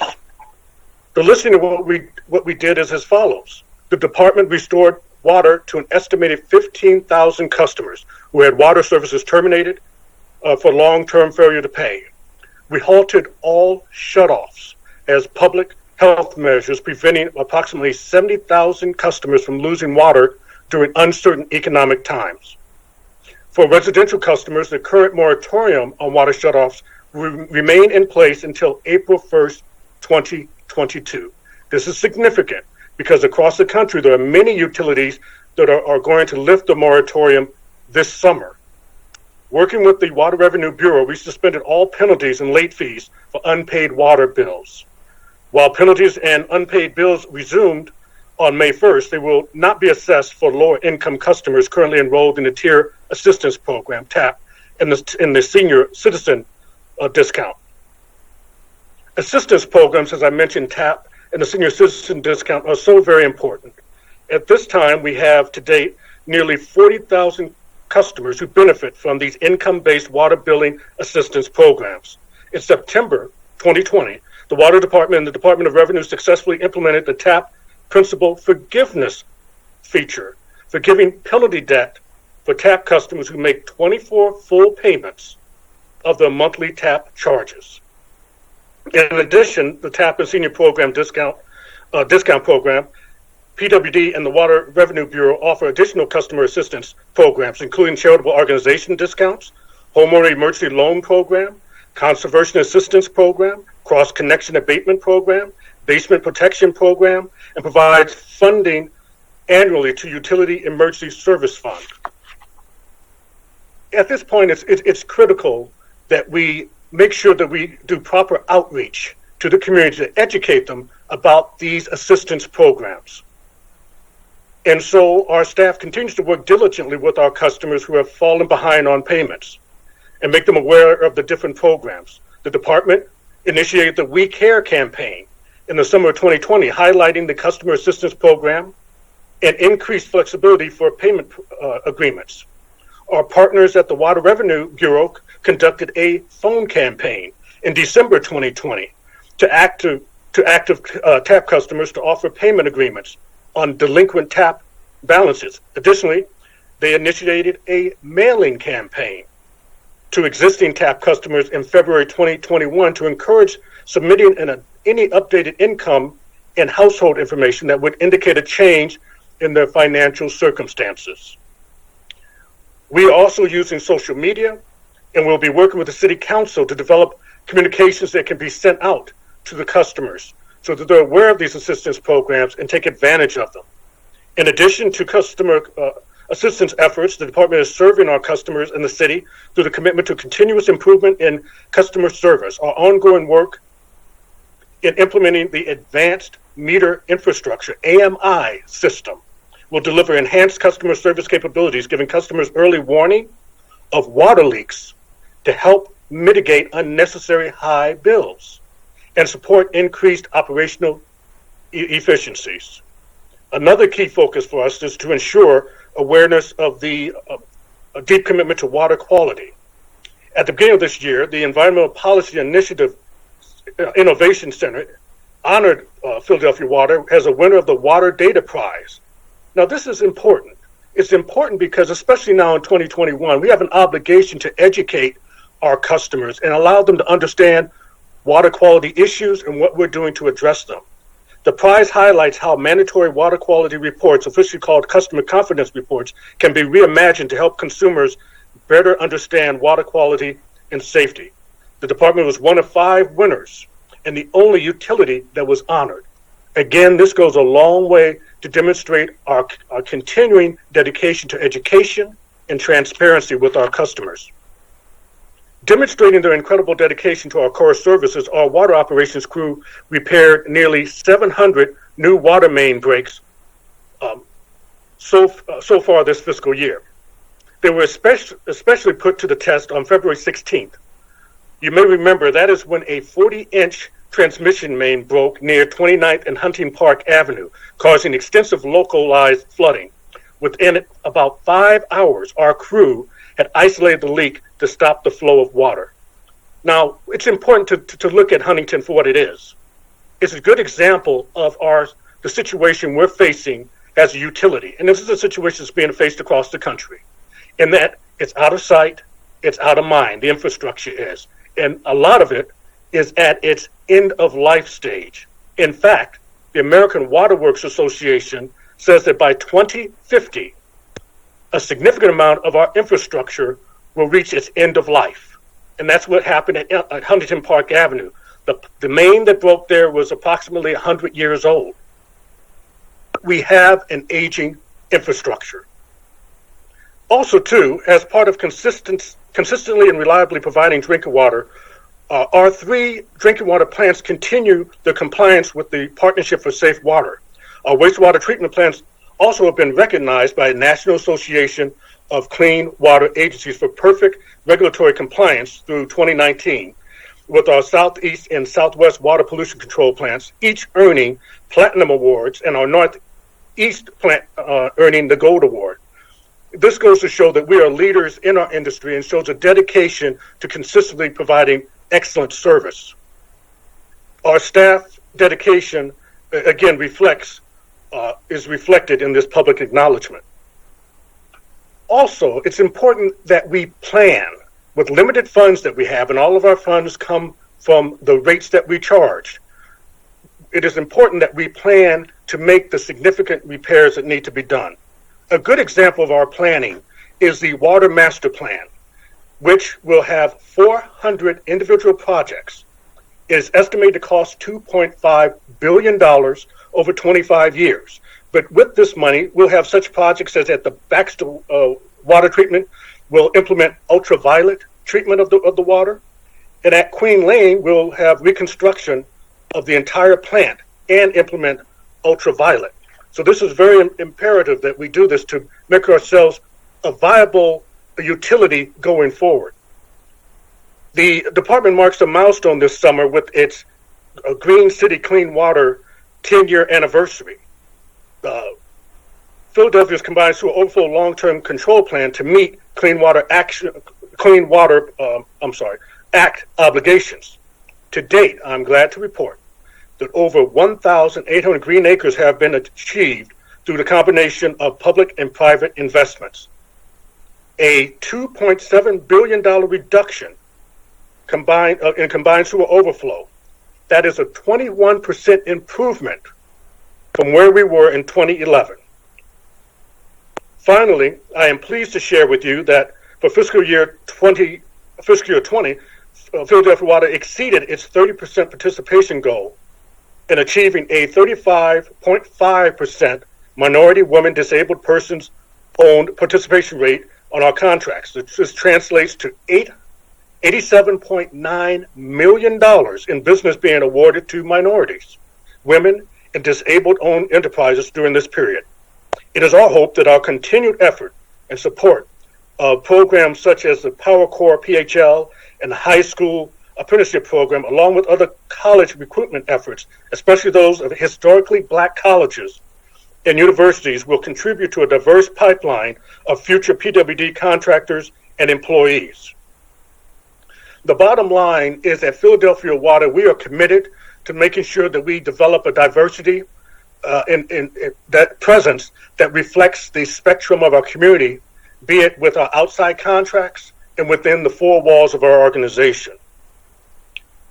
The bottom line, again, is it's our job to present cost-effective, operationally effective, and to remain thoughtful of environmental and economic impacts as we provide water to our community and protect the health and safety of our community. We are dedicated to this mission, and it's our job to do everything we can to do it well and do it in a cost-effective manner. Thank you very much. Thank you very much, Commissioner. Thank you. And I want to thank you for the level of professionalism in the operation of the Water Department. Particularly want to thank those individuals from the Water Revenue Bureau. I know they had gone out in community meetings. There was one community meeting where the landlord of the facility told them, basically, you asked for this use of this facility until 2 o'clock. It's 2:30. You have to go. They did not want to go. They said, well, still people in the line. And I appreciate that dedication. I have to acknowledge it, so thank you so much. But I'm gonna cut to the chase. So this issue about the water rate increase, as you know, has been a conversation among a number of members, and I don't think that Councilwoman Sanchez is on the line now. I think she had to go somewhere, work-related. I'm going to kind of ask these questions for her. Mm-hmm. And we've sent the letter, and you've responded consistently in terms of the way you're responsive, because you do. I call you, boom, you get back. Don't call you a lot, but you get right back. Absolutely. You knew what to do when you came to the city of Philadelphia, right? Absolutely. Yeah. So the issue around this increase, and we've talked about the need, the infrastructure, and we acknowledge it. The infrastructure of the city of Philadelphia is one of the oldest cities, believe it or not. As you know, a lot of people that may be watching this don't know that. I think we still have some water mains that are made out of wood. I know in my area in Fairmount, part of my district, I couldn't believe it, right? It's like, wow. But the reality is in times like this, when there's a request, and we have to pay for things, an increase in water rates, to pay the debt service on the borrowing, it's a challenge, and I'm sure you understand that in terms of your need to make such an assessment and a request. But for the record, there are a number of things that have happened. Fortunately, one, that there is a significant amount of revenue put on the table by the federal government, and I thank the fact that the administration, and actually in prior, the last Congress actually passed something that was supportive in terms of their assistance to residents, and this one in particular, the ability to pay the water bills, because as you said in prior testimony, and that the challenge associated with the water department is one of the decrease in collections, i.e., people are not paying their bills, right? And it's for a reason, right? They not necessarily don't want to pay, they just don't have the money. And two, this whole water conservation issue, we get punished for doing the right thing, conserving water, right? It drives down revenue. So with the likelihood of a significant amount of money being made available through residents, and we have to maximize, and I'm assuming you guys will maximize your efforts to get people enrolled in these various programs, and the likelihood, and I know some of this is already available, some strong support for infrastructure which is the biggest challenge that you face on the capital side. I guess I have to ask you, have you rethought your position on asking for an increase at this time, given all the things that are now on the table that you may not have known that was going to be the case earlier? Because, you know our position. We made it clear. So can you kind of speak to me about that? Absolutely. And I'm actually glad that I have the ability to present to you that there's been a change in circumstances since the time that you sent your letter. Yeah. But I want you to understand, well, go ahead, sir. No, I was going to say, I was going to let you, I heard about it, but I wanted you to say it on the record so you can have some good news for it. Absolutely. And also, too, I want you to understand and your colleagues to understand on the council that we did not want to raise the rates. We do what is called a cost of service study and analyze what does it take for us to run the water system efficiently and to protect the health and safety of our community. That gave us a bottom line number. That's what we presented in our original proposal. Now, as you know, with the original proposal, we were looking at generating $48.8 million in fiscal year 2022 and $31.5 million in fiscal year 2023. Now, that would have been an increase of 11.6 in 21 and 5.3 in 22. Now, the good news is, as you noted, there was federal money that came in into Philadelphia, or will be coming in. We did not receive that, but Philadelphia was notified by Philadelphia's Director of Finance on March 22nd that as a result of a preliminary analysis for the reallocation of pension costs among the city's various funds, the Finance Department plans to reduce the amount of the water fund contributes to the pension fund by some $25 million annually, starting in fiscal year 2022. While the change will not eliminate the need for a rate increase, it will significantly help us reduce the scale of the need. And so the bottom line is a proposed settlement was introduced during the technical hearing on April 30th. Let me describe that settlement to you. The settlement is designed to produce additional annual wastewater and stormwater revenue of $10.4 million over fiscal year 22 and $47 million for fiscal year 2023. The bottom line is that instead of having a rate increase of 16.9 over a 2-year period, we're looking at a rate increase of 10% over the 2-year period, which would result in an increase of 3.6% September 1st, 2021, and additional 6.4% on September 1st, 2022. In addition, the settlement also stipulates that the fiscal year 2023 base rate incremental increase is subject to 2 potential adjustments related to federal stimulus funding and changes to the fiscal year 2021 financial performance. These adjustments will be addressed in a special rate reconciliation processing for fiscal year 2023, analogous to the TAP-R reconciliation proceeding. So the bottom line is, if we were to receive additional federal money, and there's an argument that should lower the rate, there's a way to open it up and make an adjustment. Please note that the rate proceeding is still ongoing and that the Water, Sewer, and Stormwater Rate Board may or may not approve the settlement. But this is what is on the table at this time. Also, too, while there is going to be possibly the infrastructure money available once it's passed, the timeline to seek federal assistance, be it WIFIA, PINVEST, or BRIC, has a very long lead time to close. And the proposed infrastructure bill may benefit later rate proceedings, but if this is successful, it will not alter this rate proceeding. So with that, I just wanted to share, we are receiving money, $25 million from the pension reallocation, will allow us to reduce from 10.9% to 10% over the 2-year period, looking at 3.6 for the first year and 6.4 for the second year. Thank you very much. Thank you, and thank you for that update. But I do want to tell you that we're going to continue as a council to fight the rate increase, although it's from 16 to 10. I mean, we believe in, if we maximize that opportunity for utility bills and do all of the things associated with the opportunities to get additional revenues in people's hands, I think we'll be okay. But, that's the part of the process. We have to love our process as we go back and forth, and hopefully at some point we come to a consensus to some degree. It wouldn't be a budget process without a little Understood. bit. Yeah, Yeah. All right. Well, thank you so much for that. One question I always get asked, and this is primarily for the members, the individuals that may be watching it. Stormwater, right? The rain barrel.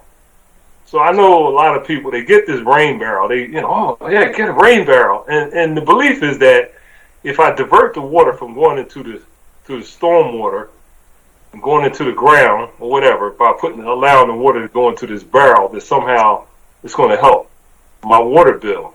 Talk to me about the purpose and the purpose of getting a barrel, a stormwater barrel. And I don't know what they call it. It's just okay. No, that's part of green infrastructure. The bottom line is that right now we have combined sewers. So if you imagine this is the pipe, and you take a picture of water and you pour it. If you pour too much too fast, it comes out. That's a combined sewer overflow. Those are illegal. Okay, and we can be fined for those. And so what we try to do is develop a system of having rain gardens, rain barrels, green roofs. All of these, basically in its most simplistic form, buys us time. The rain barrel catches the water, holds it, and releases it in a way that it doesn't cause for a combined sewer overflow to take place someplace else. So that's basically what you're doing, is that you're buying time. But as I said, with these rain barrels and all, we've done an excellent job of reducing by like 21% the number of combined sewer overflows or the release of pollution into our system over the last 10 years. Okay, but it does not, as a lot of people believe and did believe, that it reduces the cost of stormwater in your bill. It does not reduce the cost of treatment or anything as far as the treatment of the water. No. Just for the record, not reducing your bill. It's environmentally safe or whatever. It buys us time, as you indicated earlier. We know that you have challenges. I tell them, they look at me like I'm crazy. The commissioner says, no, it's an environmentally sound program. It stops the backflow. We know we did a deal with the federal government versus building out separate systems. Our ability to divert water was the plan that we chose. It was much less expensive. All of the other things associated with that, but it will not save you money on your stormwater bill. That's correct. All right, that's all I need to be clarified. If people hear from you and not me, maybe they'll believe it. I'm going to recognize Councilwoman Gilmore Richardson at this point in time. Thank you again, Council President, for that segue and for that wonderful question around green infrastructure and how it decreases our combined sewer overflow. That'll go right into my questions. But first, I wanted to thank you, Commissioner, for always answering the call. And I just wanted to take this opportunity to thank a few members of your team. Fellow working mom, Sateria Kersey, and formerly in that position, Melody Wright, and then Laura Copeland, who's new to the team, who has been so helpful. But I wanted to specifically highlight on the water revenue side, Vicki Riley, who has been with us since day one. Pre-COVID, we were out in the community twice a month talking about the water assistance programs that were available. So I just wanted to say thank you specifically to those team members who continue to work with us on the utility fares that we have shifted online now. We had one recently, I think about a month ago, and we continue to bring that information to the community. So I wanted to thank those members of your team. And then I specifically wanted to say thank you for your office's help on the one constituent case we had that intersected with multiple city departments and quasi-government agencies, as well as PEA, on behalf of a senior who was without water for a few days, and we were able to get that rectified. So I just wanted to say thank you very, very much for that. And moving along, I'll echo the sentiments of Council President relative to the proposed rate increase.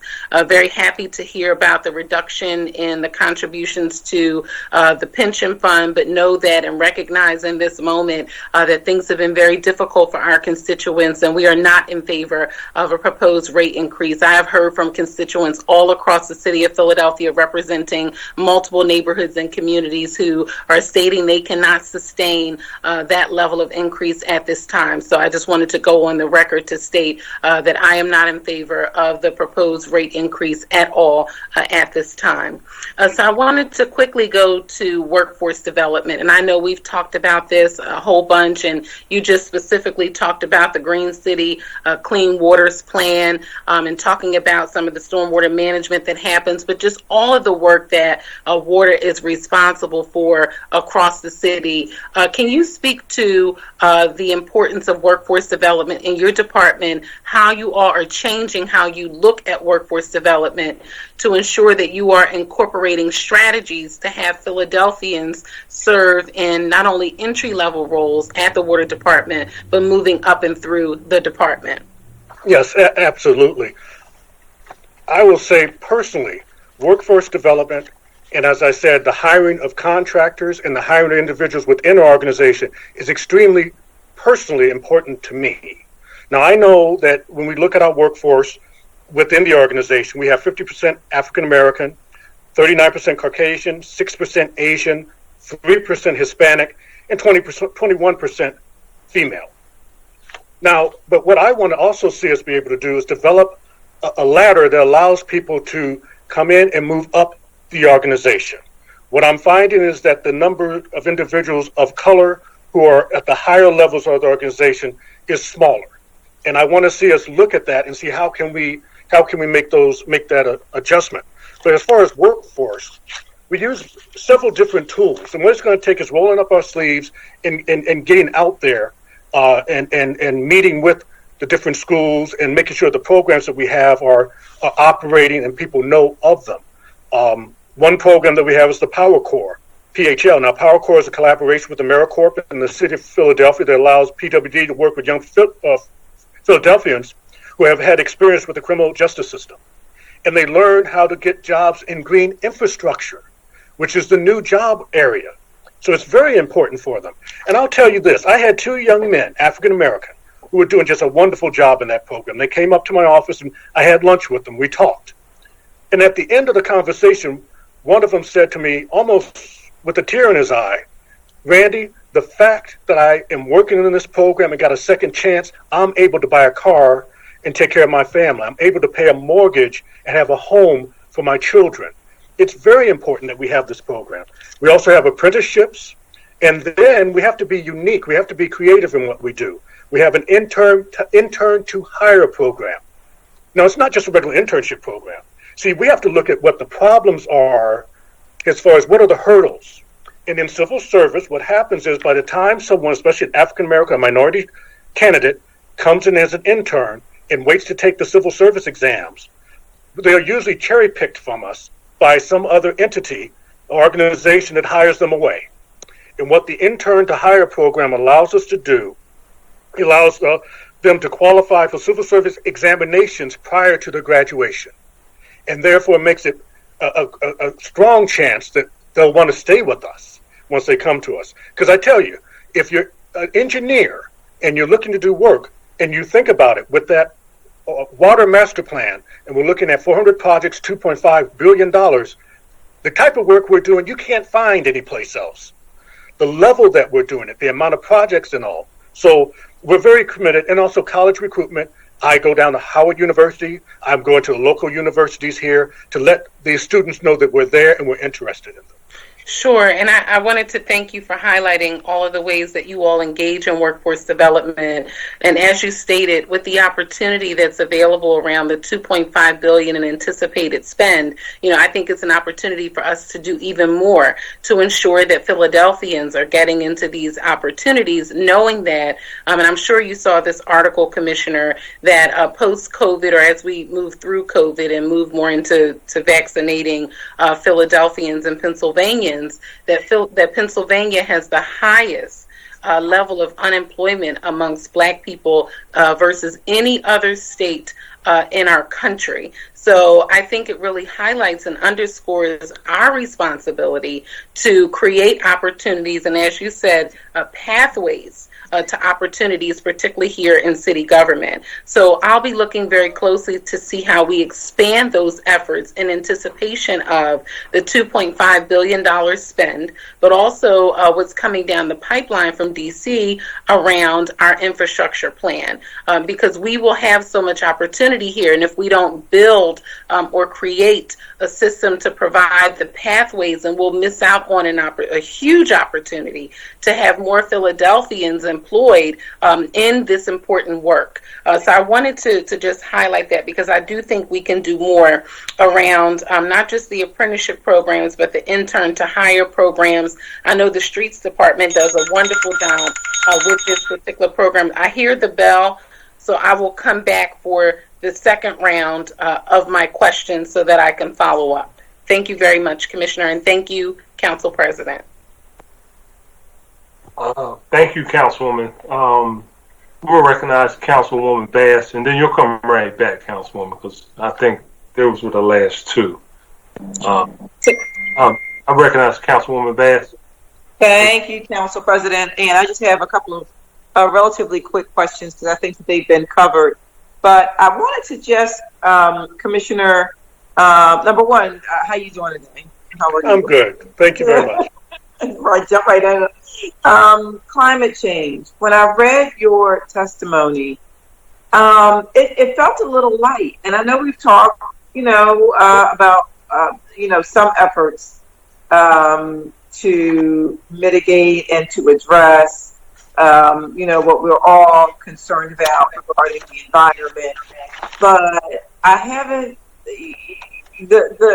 the information provided in the testimony and what I saw from the budget did not include any sort of concrete goals or specifics in terms of what we're buying time for. You mentioned earlier, we're really, trying to buy time. What are we trying to buy time to do within the water department regarding the climate change concerns we all have? Well, I appreciate the question, and in all honesty, I guess we could have maybe put more pen to paper, because I have a long story to tell on the climate change and our dedication to it. First, we have a full-time climate change and adaptation program that's looking at ways to protect our rivers, infrastructure, and all. Our adaptation approach starts with using the best available climate science and modeling techniques to assess our near and long-term vulnerabilities and risks for climate change, including rising sea levels, increasing precipitation, and higher air temperatures. Basically, we have a group here at Philadelphia Water that examines climate change and then looks at, okay, how does that affect our infrastructure? But also, too, how does it affect other developments that wish to be put in place? So if someone wishes to build a building someplace, is the water going to rise a foot within another 10 years, 20 years? And we're taking all that into consideration. How do we protect the airport? How do we protect other necessary infrastructure? So that is a part of our review that I didn't talk about, but it is something that we've implemented recently, and we take it very seriously. We have a team of engineers who are reviewing that on all the projects. It's also important that I state to you regarding our utility-wide strategic energy plan. In 2017, PWD released a utility-wide strategic energy plan that is supported by 4 core goals. We strive to maintain a stable energy footprint by increasing energy efficiency at our facilities. We reduce greenhouse gas emissions 50% by 2030. We continue to pursue renewable energy generation and resource recovery at our facilities. We maintain and reduce energy costs and provide budget certainty to the ratepayers. Existing efforts include Northeast Water Pollution Control Plant, Biogas Cogeneration Facility, Southwest Water Pollution Control Plant Solar Array, use of aircraft de-icing fluids at Southwest Water Pollution Control Plant digesters, Biosolids Recycling Center, and considering energy efficiency as part of the department's capital planning process. In addition to our own efforts, we are part of and benefit from the city's power purchase agreements for renewable energy, such as wind energy. So as I said, we have a deep story to tell. We're dedicated. We're using funds in that direction, and we are committed to protecting the community from climate change. Okay. Well, listen, it sounds like you're doing a whole lot.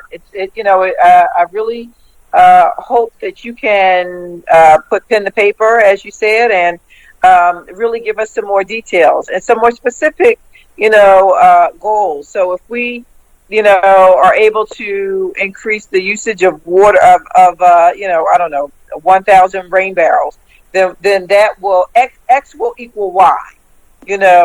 A plus B equals C. Like if you can give us some concrete examples and specifics of what you're doing and what your end goal will be and the end result and how will that affect the environment here in Philadelphia and really, around the globe, because it all adds up together. So if you can give us some sort of sense of what this all means, I think that would be most helpful. Absolutely, absolutely. And in that too, we'll stress our commitment to sustainability and our efforts in all of that. So yes. Excellent. And just real quick, no water rate increases, no increases, please. There was an article, I'm sure you read it, from March 17th in the Philadelphia Inquirer, which stated that nearly 1/3 of customers were passed to 154,000 customers here in the city of Philadelphia who are already struggling to have water. In a city like Philadelphia, it just should not be happening. And so people cannot afford, especially right now with the pandemic, with folks' finances in peril, we cannot afford a water rate increase. And so I just wanted to put that out there as well and ask that you look for some internal efficiencies that can make a difference, that could be meaningful. And I know that, listen, you seem like you're really on top of the water department, what's happening there. You're on your game. I understand that. But we can always have some internal efficiencies looked at, I'm sure, that could make a difference, a significant difference, so that we don't have to raise people's rates. So thank you, Commissioner. Thank you. I just want to say it's important to note that there was a need for a rate increase prior to the pandemic. We were supposed to go forward with the rate increase when the pandemic began. Sure. We put that on hold. And basically, if you own a house and the foundation is weakened and you know that it has to be repaired, you cannot continue to put it off. And so, as I said, we did the cost of service study, and I am on top of my staff to sharpen their pencils as best they can to limit what needed to be done and to postpone that which could be postponed. We are where we are. And so, we'll look at all options. And if any additional federal money comes in, we'll certainly reevaluate where we are.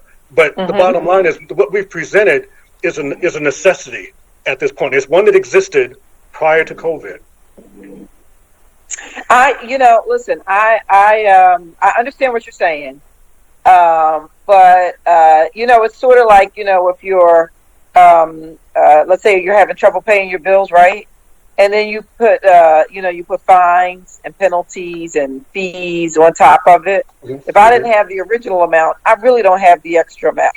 And so now that we're talking about increasing water rates where folks didn't have the resources before, they're really not going to have them now.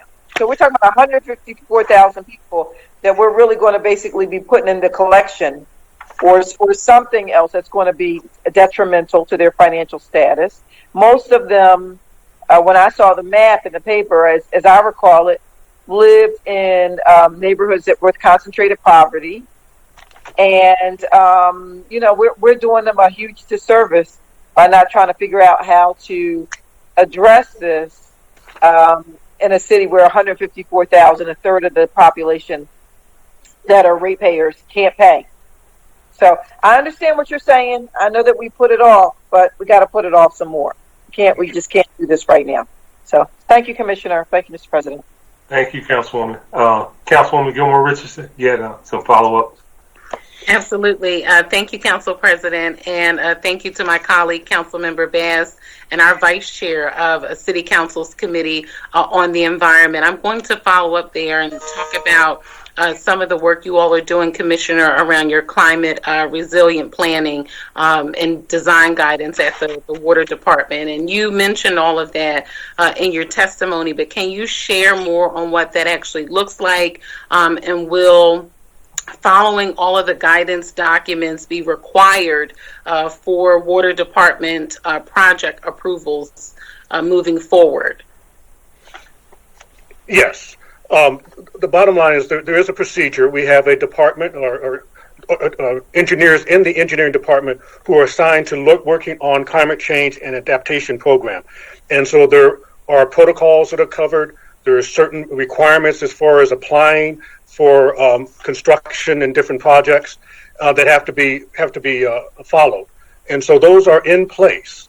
And so if anyone, and they're in place so that we're able to, one, protect the future construction, and also, two, so we can protect existing infrastructure, be it the airport or our own infrastructure. Exactly. So you walk right into part two of my question, because the next step would be around your collaboration with other departments on these specific guidelines or recommended guidelines to other departments whose work will be seriously impacted by flooding. And I'll have to say, for the record, I watched a story on NBC 10 over the weekend by Claudia Vargas that talked about the flooding over in Eastwick specifically, and the impact on stormwater runoff and upstream versus downstream development, and that impact on communities, and just looking at how certain communities are affected versus others.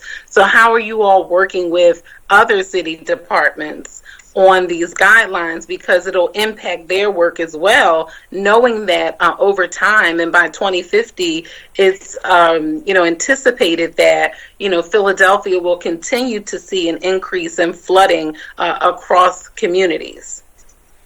Well, one, we try to be transparent as we address the issue. Number two, we try to make sure that we include the community in the dialogues that we have.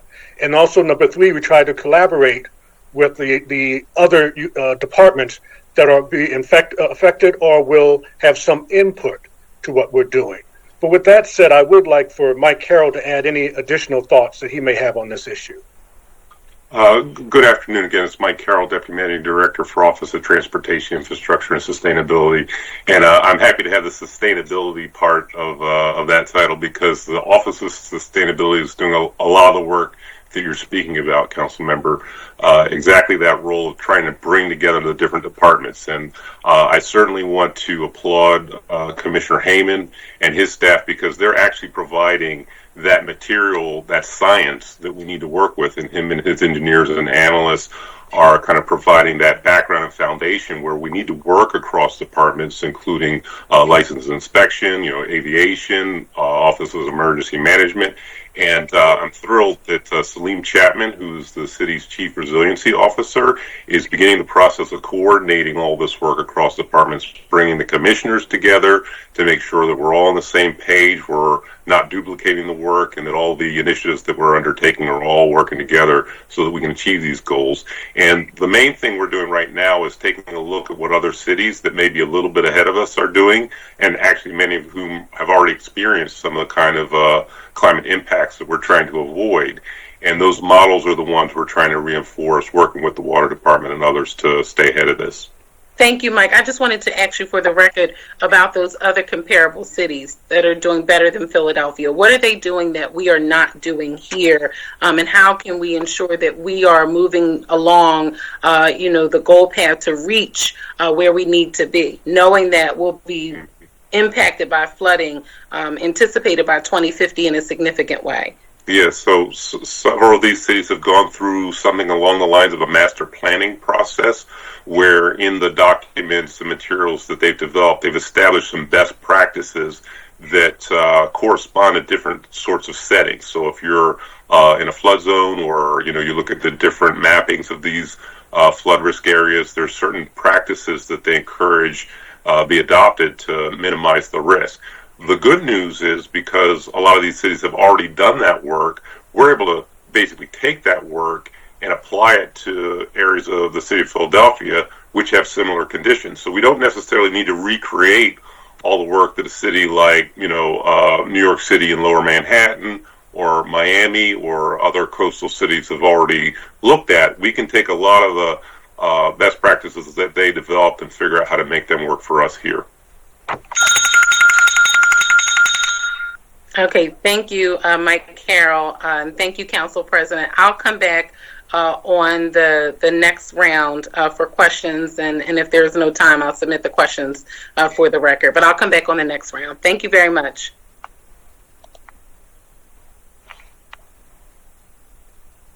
Councilwoman, there's not a next round today, but because you're the only one. So I don't know if you have some additional questions. I do, Council President. If we have time, I'd like to get these on the record. All right, go ahead. Okay, so just if you only have about 3 more questions and then I'll conclude. But the first, Commissioner, is the Water Department has implemented innovative energy programs like the sewage geothermal program and biogas cogeneration. How successful are these programs, and do you have a sense of how you could expand on these programs as we continue to talk about the $2.5 billion? Yes. For that question, I would ask Donna Schwartz, the Deputy of Operations, to speak to it.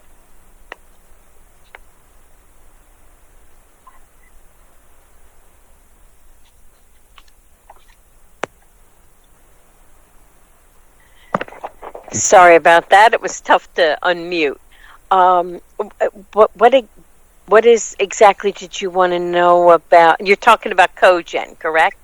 Yes, I'm talking about your sewage geothermal programs, biogas cogeneration, the success of the programs, and if you have any sense on if we could expand those programs. And then now that you're here, Donna, how have these programs helped you reduce your greenhouse gas emissions? Okay. I'm not sure if I'm the best one to speak on this. It would probably be someone like Paul Cole, who could go into the greenhouse gas reductions. As far as cogen goes, there's been some challenges with that facility, and we're investigating some enhancements and some ways to improve on the operation and maintenance of that facility. Because at the current time, the problem is that the cost of electricity has not risen in the way in which we would have thought when that plant was being designed and planned. So we aren't necessarily netting the cost savings on energy that we would have hoped for at this point. So in addition to that, we've been having some challenges with some of the engines and keeping things running efficiently. So there's work to be done there. If I may add, for those who are new to hearing about cogen, let me add this. The Northeast plant began the biogas cogeneration in 2013, also known as the combined heat and power. The system captures both thermal and electric energy from wastewater. The energy created by Northeast plant biogas cogeneration provides the amount of electricity that would take to power approximately 3,650 homes. The system can provide up to 85% of the plant's electricity needs and offset over 20,000 MT/CO2 annually, equivalent to the greenhouse emission produced from using 2.2 million gallons of gasoline. So I think what Donna says is correct. There's some areas of it that we see it needs to be tweaked and can improve, and there are some facts that we are able to put down in writing as far as how it has been a benefit or has made some positive contributions.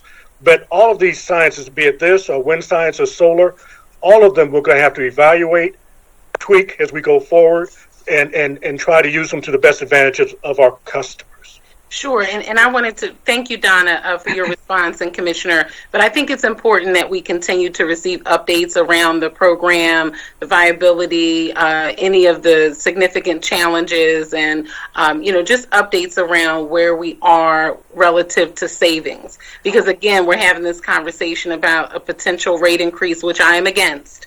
Right, but we have to look at every facet of the department for potential savings, and we thought at the onset of that program that would be one of them. So I just wanted to put that on the record as an important opportunity for us to understand if there are no realized savings, how it's detrimental to your budget, knowing that we have to continue to do that work. I just have two more questions. The next being that the mayor has set an ambitious goal of achieving zero waste by 2030.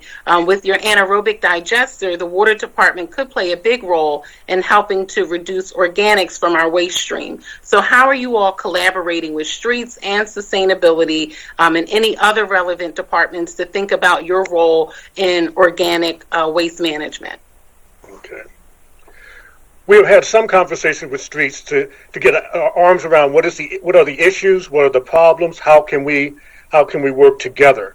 I'll allow Donna, if you have anything to add as far as substantively any advancements that have been made. I know those conversations are going forward. I personally would have to get back with you as far as exactly where we are and how things are fitting together. But Donna, are you able to add anything else? Not really. We haven't had a whole lot of discussions, honestly, since COVID hit. Things like those interactions have kind of been stalled because we're living day to day, trying to keep everybody working and safe and getting our routine work done. I do know that it's something we need to investigate.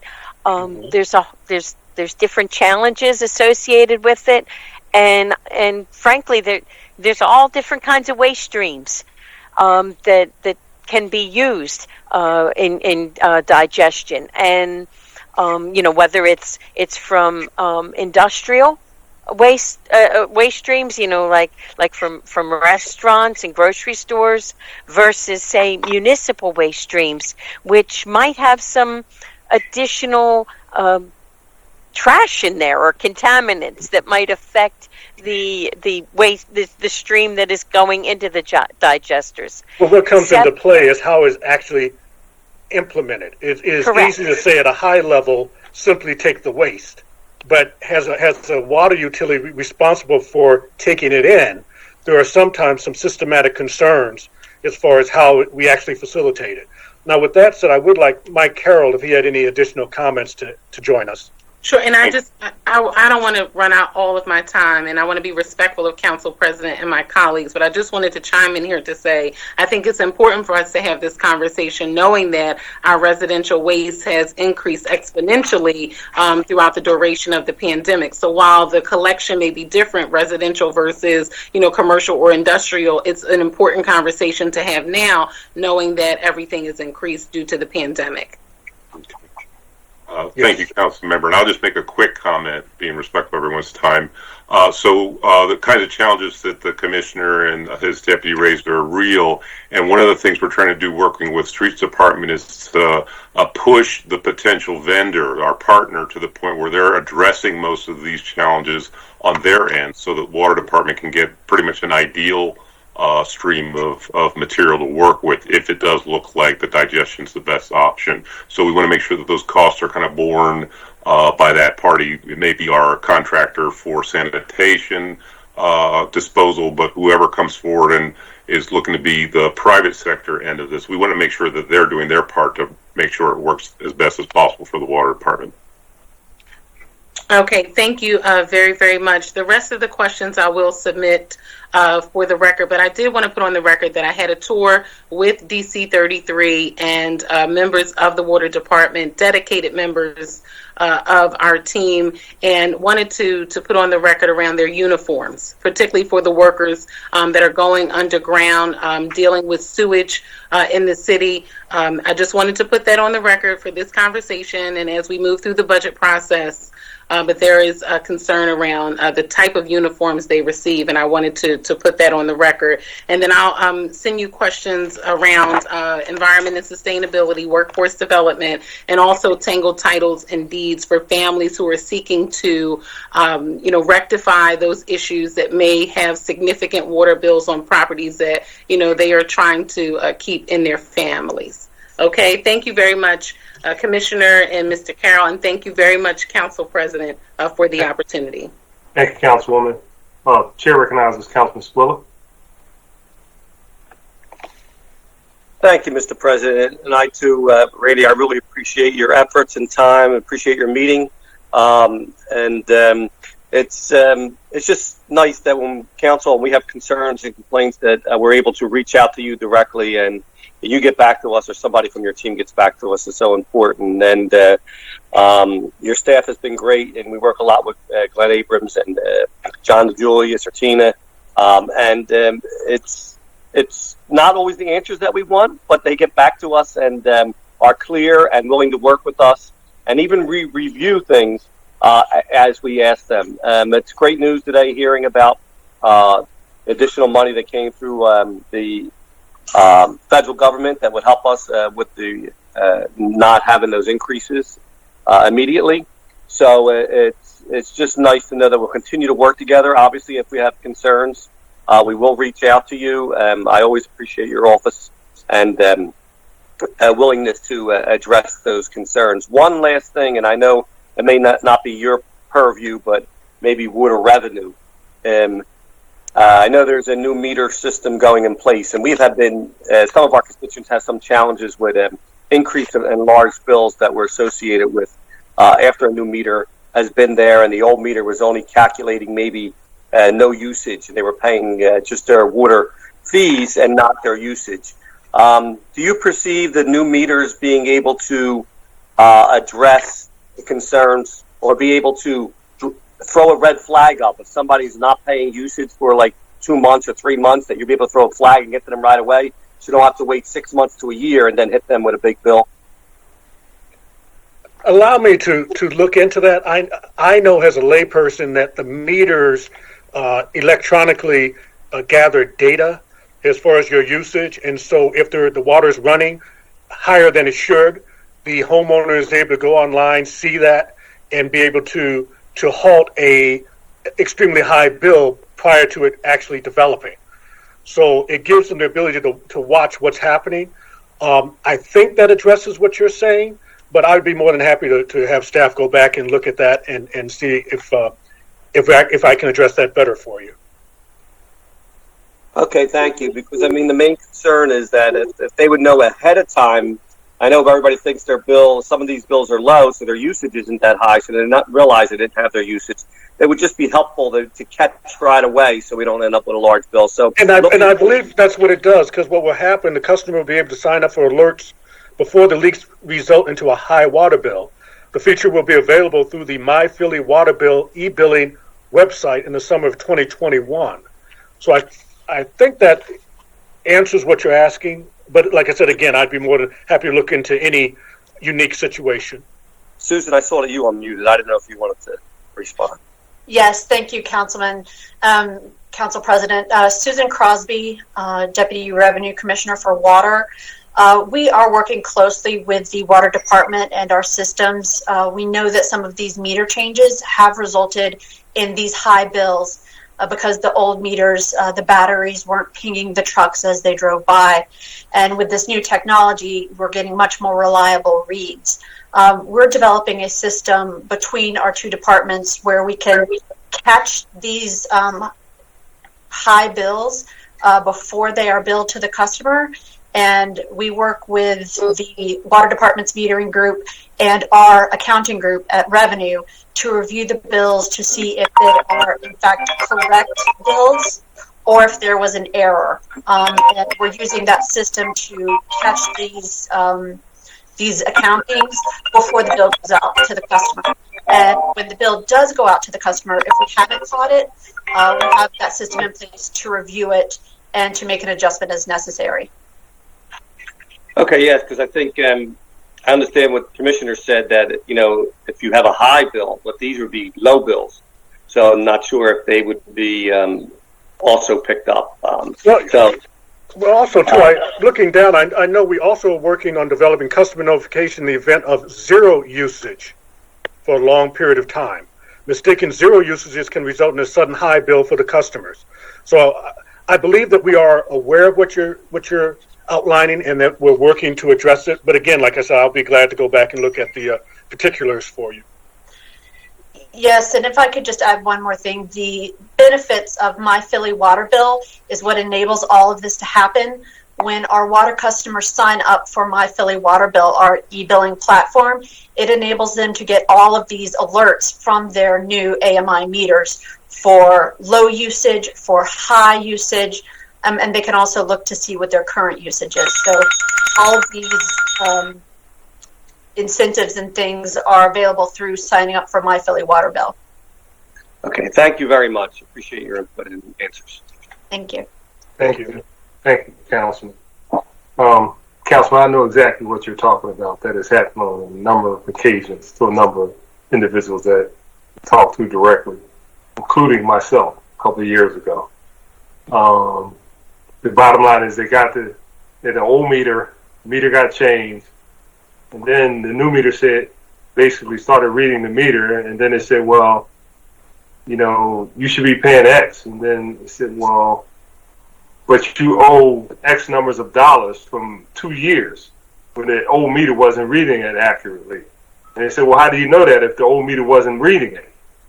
And then basically it had to be a negotiated settlement because nobody knew, right? So the question, I think his question is, when you switch to these new meters, you know, and then the back bill came all of a sudden. The water department said, look, you got to pay $300-400, whatever it was, right? Because your old meter, through no fault of the person who owned the home, wasn't reading it accurately. So, but the bottom line is the new system is on top of that. The new system is more accurate, and it will give you notification if you sign on to this program.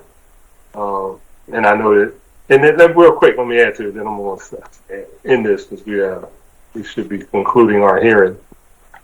The outsourcing, Commissioner, can you just send me a note on how much outsourcing you're doing with the water department, particularly with the meter reading and the changes of meters? And sure, I can gather that for you. Yeah, it was. I know they give you a number to call for the water meter appointment, and I could swear this person was from Dallas, Texas. Like what? Like what? I mean, Philadelphians have a distinctive ring about their voice. This was not a Philadelphian. So, can you just forward some information on that, please? Okay. All right. Thank you. Absolutely. All right. Don't think we have any other questions of this witness. So thank you all very much. Thank you all today for your testimony and colleagues. So with that, this committee will stand in recess until May 4th, 2021 at 9:30 a.m., at which time we will reconvene on Microsoft's team. I want to thank you all very much. Thank you. Thank you, Council Member. Thank you.